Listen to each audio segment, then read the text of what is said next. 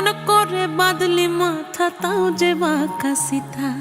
মেদিনীপুরে রায়না চিরন বাঁকুড়ার ওই ফিতা, আর যতন করে বাঁধলি মাথা তাও যে বাঁকা সিথা। পেছ পাড়ি